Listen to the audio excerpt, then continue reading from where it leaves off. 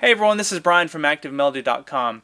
Well, in this week's guitar lesson we have an original arrangement which is played with no accompaniment. So I'm playing this on an acoustic guitar with a pick. I'm not even playing this finger style. So you don't need a jam track, you don't need another musician. All you need is a guitar and a pick. And you can do this on an acoustic or an electric guitar. So I'm going to show you how to play everything that I played in the intro, note for note. We'll break all of that down over 2 videos. In this video we're going to take a look at the first half. However, if you'd like to watch the second video as well as download the tablature for this and have access to the on-screen tab viewer, which allows you to slow down the playback and loop sections and all that fun stuff, you're going to want to go to ActiveMelody.com and look for EP104. So let's go ahead and take a look at the first half. Alright, so I went ahead and switched guitars. I'm using this guitar because it has the fret markers, which makes it a little easier to follow along. So this song is in the key of G.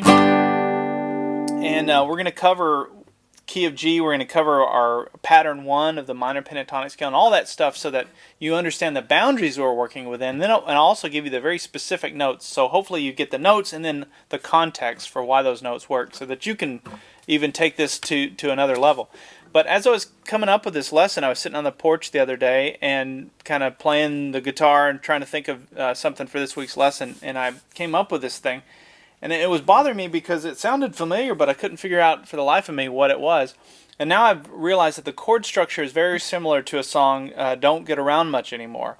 So if you're familiar with that song, and this sounds familiar, that's probably why. And I was not listening to that song. It just must have been in the back of my mind. It's kind of random, but anyway, I think you'll notice that the chord structure is very similar to that. The melody's totally different, but the similar chords. So, okay. So we're in the key of G. So let me show you the first lick. And this first lick is going to be going back and forth between the major pentatonic scale and the minor pentatonic scale. And I'll explain what that means. So it'll demystify it for you. But here's how it goes, the first little part. It goes... And that's the first thing we're going to learn. Let's learn it first and then I'll explain where it comes from. So we're starting here on the 5th fret, 2nd string. And I use my ring finger for that. It's the first note. Then we're going to come down to the 3rd fret on the 2nd string. Then we're going to come down to the 5th fret, 3rd string. Now watch this. So this is a little hammer-on between the 3rd fret and the 4th fret on the 3rd string. And I use my pointer finger on the 3rd fret. And I hammer on with my middle finger there. So we have... The picking pattern of that is just down, up, down. It's alternate picking. Just like that. Okay. Now we come down to the 5th fret, 4th string. Now watch this. This is where it's going to feel weird because it's like you can tell that this is now breaking out of the minor pentatonic scale. Well, this note was too. Actually, this one was too. So I'll explain all that. But so now we're going to come down to the 2nd fret, 4th string with our pointer finger. And now watch this. We're going to come down to the 5th fret, 5th string with our ring finger. And we're going to kind of let it lay across 2 strings. I actually end up barring all of them just because I don't have some people have that joint there where they can just bar a few strings. But anyway, what you're doing is you're going to bar that so that you can play the 5th string and then the 4th string.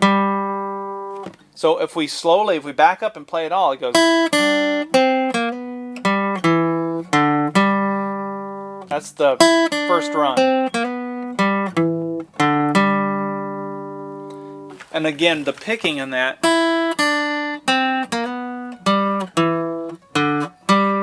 Just down, up, down, up, down, up, down, up. Very simple and predictable. So, let's talk about the boundaries real quick. So, the minor pentatonic scale for the key of G would be here. Right? Because when we play a G bar chord, G major bar chord, the bar would be on the 3rd fret, so that's our root fret. So, you can see my pointer finger goes down on every string there on the 3rd fret. That's kind of home base. So when we're playing the major pentatonic scale, the major pentatonic scale is that same pattern, but everything's shifted down 1, 2, 3 frets. So it looks like this for the key of G.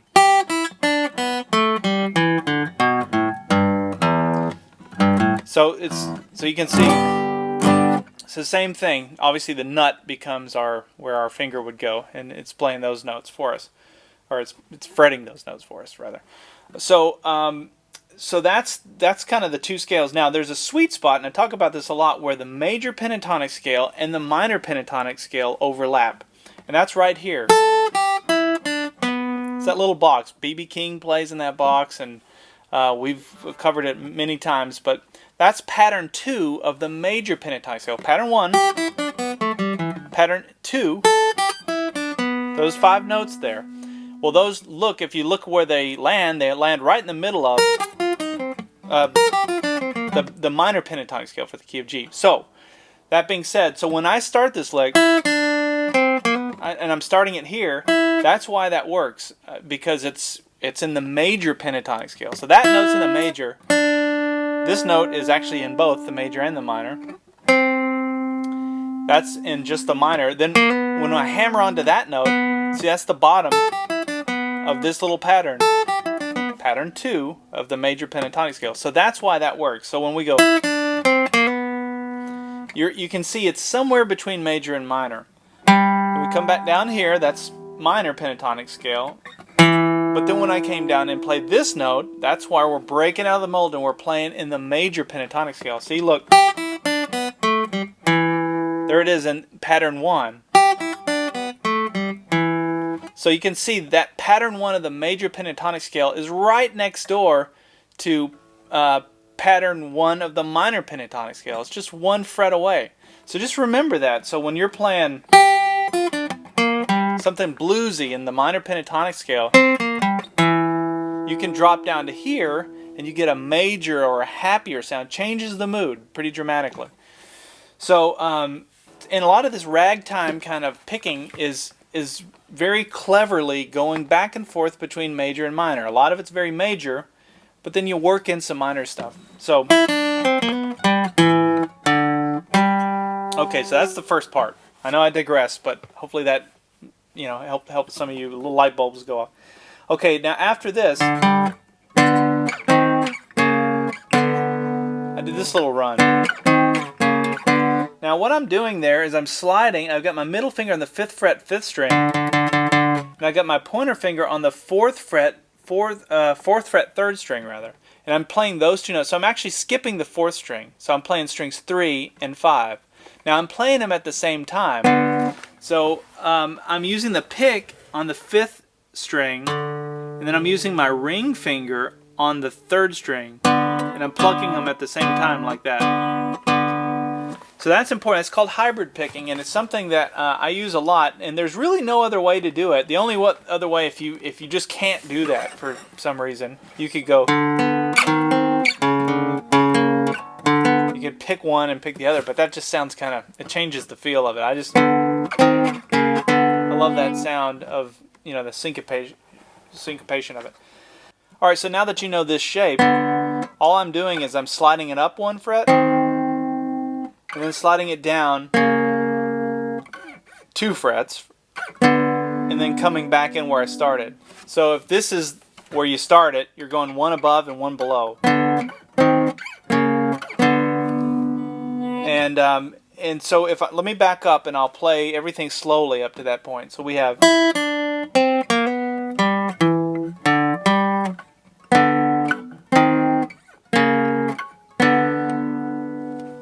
alright, so this next lick is a bluegrass sounding lick.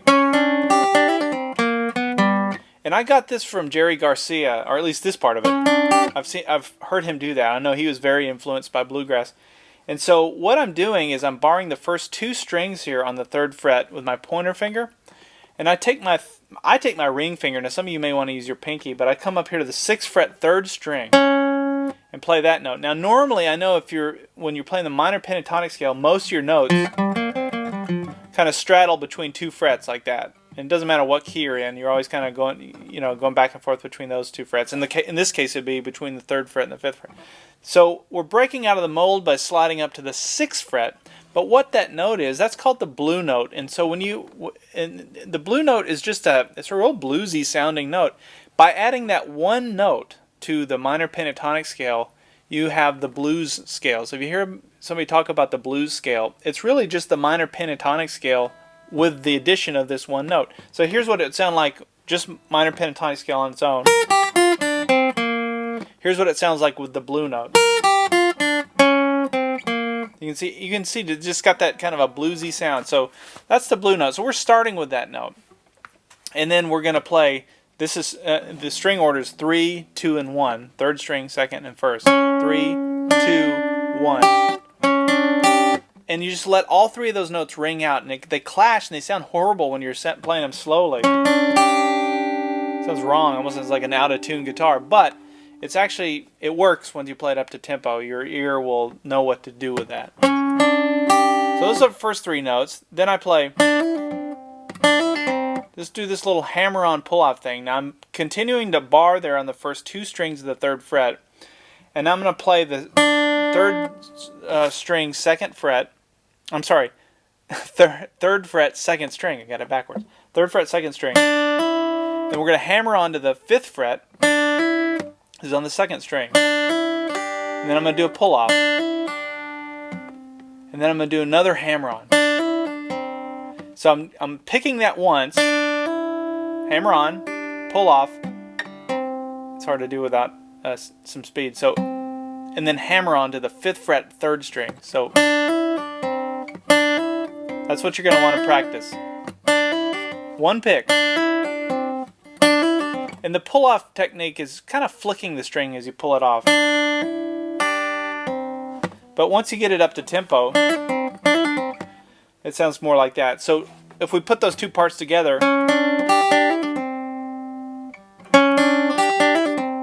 now watch this. And so to wrap that up, that's the 3rd fret, 3rd string. We come into the 4th fret on the 3rd string. And then the final note is the 5th fret, 4th string. Let's play all of those parts together. We have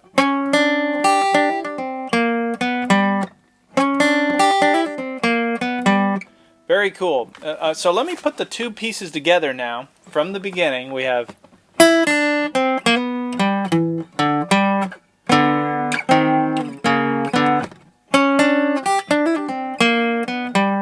now watch this. So this is a cool little thing to do, and something that you can remember, and it's very easy to do. So from this, when we played our final note there, we played it on the 5th fret, 4th string, right? And I landed with my ring finger. So keep that finger down. Now watch what happens. What I did was I let these fingers fall into place. This stayed down the whole time. These two fingers, my middle and my pointer finger, came down and fell right into place there. And look at the chord shape that I'm making. It's just an E chord. So you're familiar with an E chord. It's that same chord shape, but I'm making it up here. So this is the 5th fret. These two fingers are on the 5th fret. So now that you know that it's an E chord shape, watch this. See how easy it is to jump into that position? If you can just think in your mind, you're making an E chord. Now that you've got that, what you're going to want to do is pick the 5th string and the 3rd string, just like we did before. Remember, we did the hybrid picking thing? So the pick goes down on the 5th string, and then our ring finger goes down and plucks the 3rd string. So we pluck them at the same time. Okay, so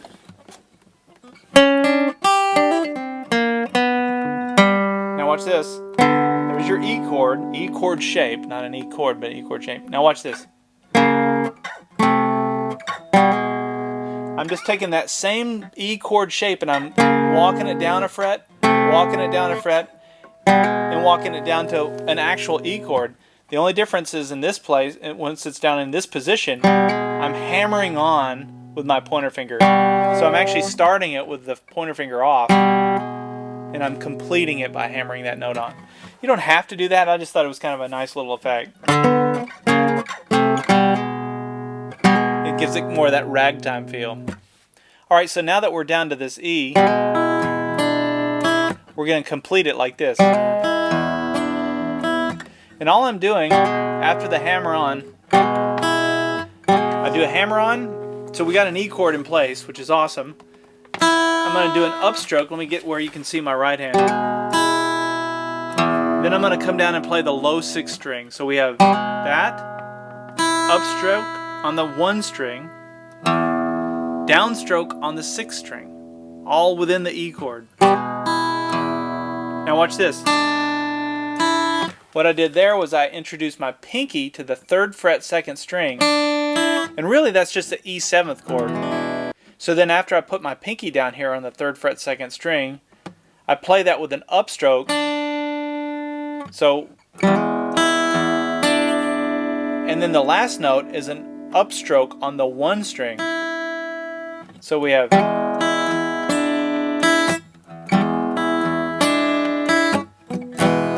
Now there's 2 ways you can do it, and I found myself doing it different each time. But you can either use your ring finger if you're really comfortable with that hybrid picking thing, just to use your ring finger and pluck that. I think that's actually a little easier because you can be more accurate. I think you can feel it. You can feel the string versus your pick. You have no nerves, so there's a little bit of guesswork there. So that's one way to think about that. Or you can just do that upstroke with the pick. Anyway, that's the E to E 7th chord part. Alright, so let's back up and play everything up to that E 7th chord. So we have.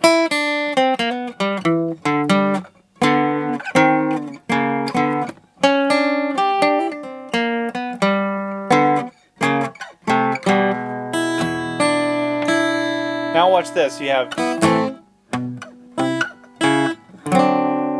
So let's learn that little walk up. It's actually pretty easy. So we're starting with an A minor chord. And I'm assuming you know how to make an A minor chord down in 1st position. If not, just study my fingers, pause the video. But after we make the A minor chord and play it with a downstroke, watch what happens. So we're just walking. It's just like a bass player. So you don't have a bass player, so you're going to have to cover the bass player's part. And all I'm doing for that is using my middle finger, and I'm starting here on the 2nd fret, 5th string. And watch this, I just keep walking up. Now, to give it more of a bass player type sound, if you palm mute by using this part of your hand on the back here on the guitar, so you're just resting your hand on the strings, you have that sound, and that sounds more like a real bass player. Okay.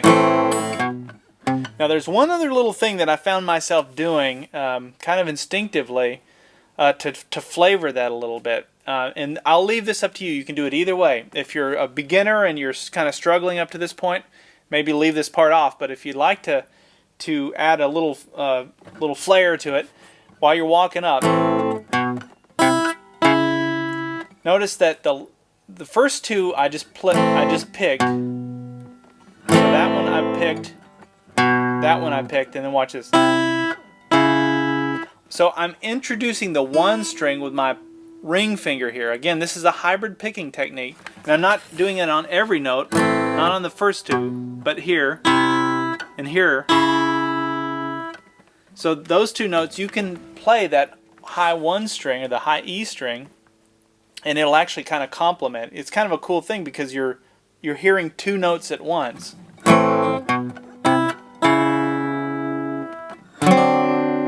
And then I play this chord, which is a D 7th chord. It's just played in a different position. So I'm going to show you how to play this chord real quick. So we have our ring finger on the 5th fret 5th string, our middle finger on the 4th fret 4th string, and our pinky on the 5th fret 3rd string. I'm sorry, your pointer finger, which now goes down on your 3rd fret 2nd string. Now that's the same shape as a C 7th chord. If you're familiar with a C 7th down in 1st position, it's that same shape. So you're only playing the middle's 4 strings, 5, 4, 3, and 2. Alright, so from the A minor we have this little D 7th chord. Now watch this. Isn't this cool? This I got from Chet Atkins. He would always take advantage of open strings, and so we have an open 1 string, which we're not fretting, but it complements this D 7th chord very nicely. Listen. So that open 1 string is ringing out. So let me call out this. Now that you know how to make the D7th chord shape, here are the string numbers. You go 2, 3, 1, 2, 1. Let me do it again. 2, 3, 1, 2, 1. And the picking pattern is just down, up, alternate picking.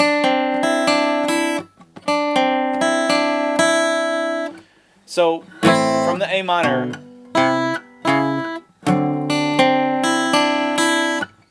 isn't that kind of nice? So you've got that 1 string and the E string ringing out along with these fretted notes. Now, then this is kind of a big band type thing, which is a sort of a turnaround where I went. So after the D7th chord, we're going to play a G chord. Now I'm playing a G chord. You can just play a G bar chord. That's all it is, G major bar chord.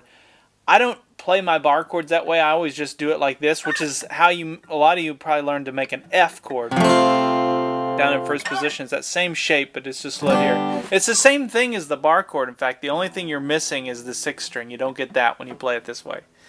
So this finger bars those, the first 2 strings there on the 3rd fret. And then these make the E chord shape.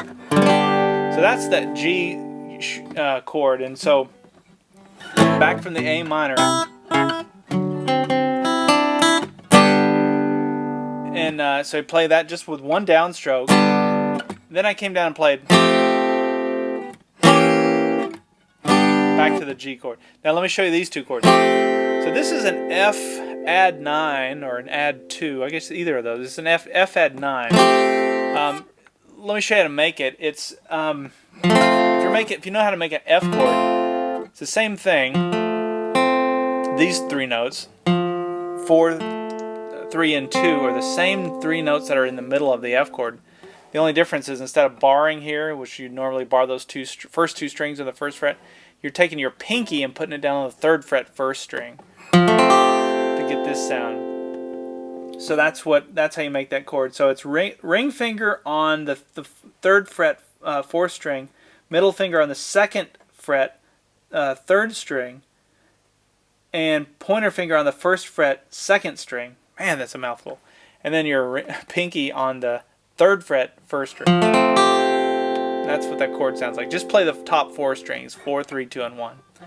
Okay, so from this G chord, or just 1, then we have that chord. Now watch this. It's a diminished chord. It's like a G diminished 7th chord. So it's actually a G diminished 7th chord with an E in the bass. So that's an E note. So anyway, you have the F add 9, the G diminished 7.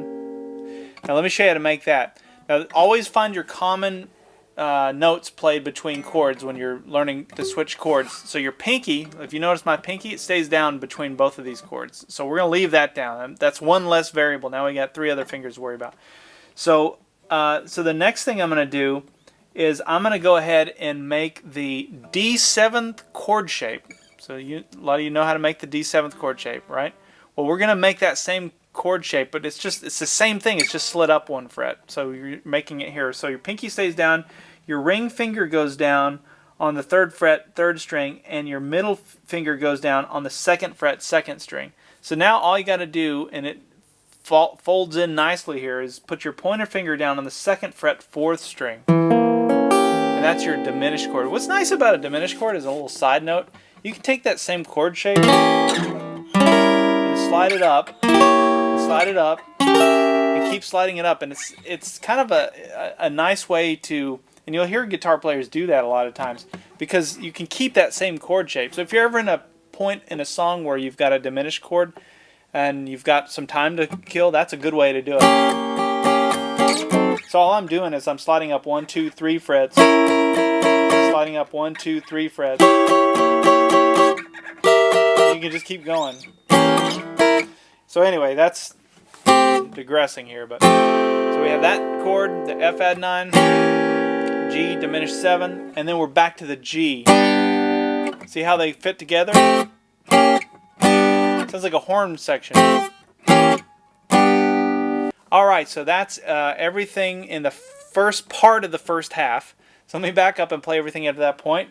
So we have...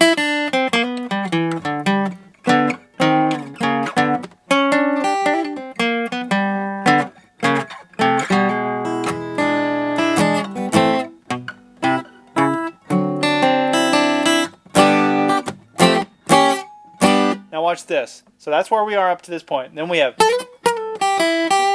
So it's going to be the same thing, so we're going to have a lot of repetition here. I'm just introducing some different notes that are higher to make it a little more interesting the second time through. Now if you want, you can just play the same thing, but here's a new set of lead licks, if you will. We start with this one. It's actually pretty easy to do because it starts here on the 5th fret, 1st string. I use my ring finger for this. And I slide up to the 7th fret on the 1st string. Then up back to the 5th fret. And then to the 3rd fret, all on the 1st string. Then I came down to the 5th fret, 2nd string. And then I landed there. Last note in that run is on the 3rd fret, 1st string. So we have... And those little slides give it some character. Another thing, if you're playing an electric guitar, you might be able to bend that. You know, however you can... Whatever you can play there to make it sound... more like the human voice. If you just play the notes straight, sounds kind of corny. Okay, so after that, here's another little trick. Keep your pointer finger down on the 3rd fret because you want that note to ring out. So while that note's ringing out, notice these 3 fingers are free to do whatever. So you know the next thing that's coming is this little thing that we did the first time. So look how easy these fingers come right down. Remember how we were playing that E chord? The E chord shape? So if you let that note ring out, you can let these fingers fall right into place just like you're making an E chord with them. So you're plucking the 5th string and the 3rd string, which you've already learned this little technique here, plucking those at the same time. Now technically I've got 3 fingers down on 3 strings, even though I'm only playing the 5th string and the 3rd string. But it's just easier for me to think of that E chord shape. So that's how I do it. So we have... See how quickly you can get into position? Versus if you had to take your finger off and try and do it this way, it wouldn't work. So you want that note to ring out. Alright. There's that same little slide, up 1, down 1, and back to the note. And then the second time I went, going right back into the major pentatonic scale. We're going to start in pattern 2 of the major pentatonic scale. And so I'm starting there by barring the first 2 strings on the 3rd fret. And then after I bar that, I go ahead and push down on the 5th fret, 2nd string, and play strings 1 and 2. Take that finger off. Those are your first 2 notes. And then I'm going to come down to the 4th fret, 3rd string. You can see this is all part of that pattern 2 of the of the major pentatonic scale for the key of G. As soon as I play 4th fret, 3rd string, I slide it down to the 2nd fret. Now watch this.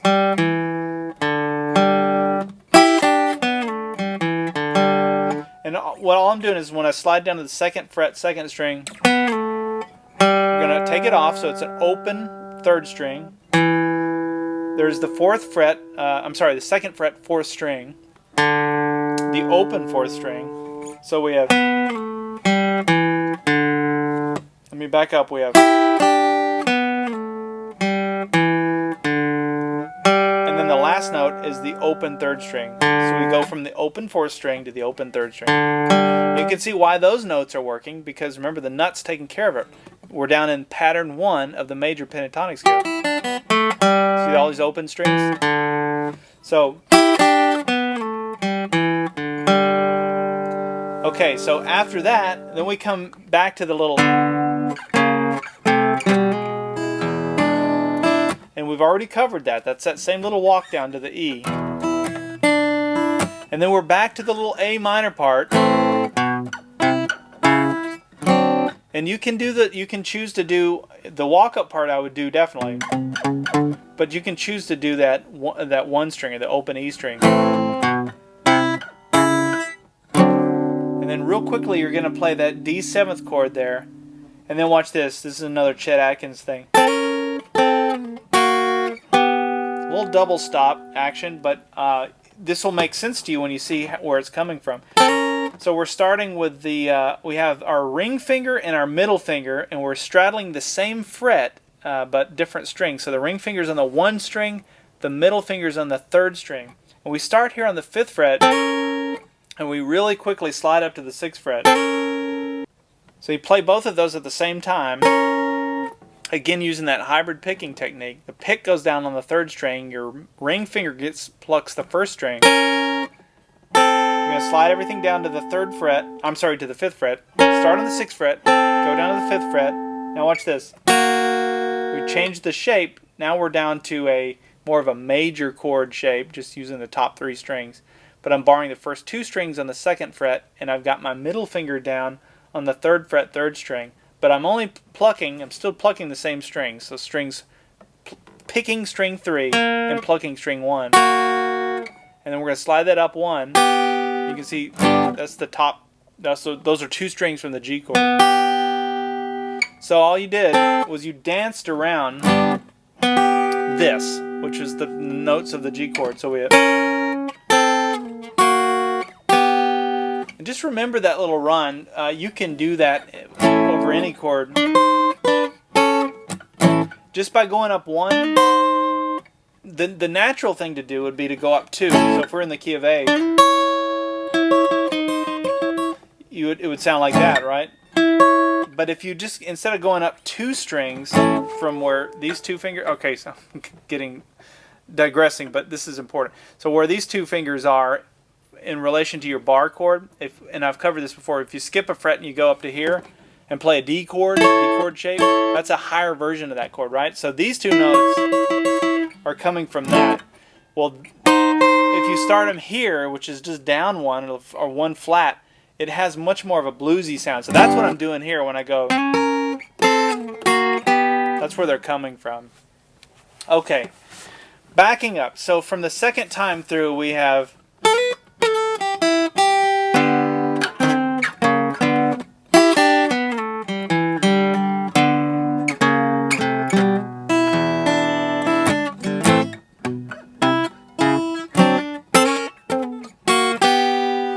And then I have a little run that goes. A lot of notes, but very easy to do. It starts on the 3rd fret, 1st string. This is the turnaround here. 5th fret, 2nd string. 3rd fret, 2nd string. So now we're going to come down to the 5th fret, 3rd string. Back to the 3rd fret, 2nd string. So we have. Now watch this. So from the 3rd fret, 2nd string, we're going to come down to the 3rd fret, 3rd string, play that note, and then the 4th fret, 3rd string. So let me back up. We have. And then watch this to conclude it. So that's just a bar there on the 3rd fret, the first 2 strings. We're starting with the 1 string. And then we're going to play the 3rd fret, 2nd string, 5th fret, 2nd string, and then the 3rd fret, 1st string. Those are the last 1, 2, 3, 4 notes. Alright, so let me play all of those slowly. We have.